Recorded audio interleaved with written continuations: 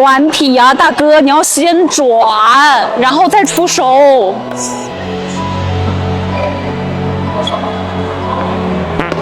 别练了，别练了。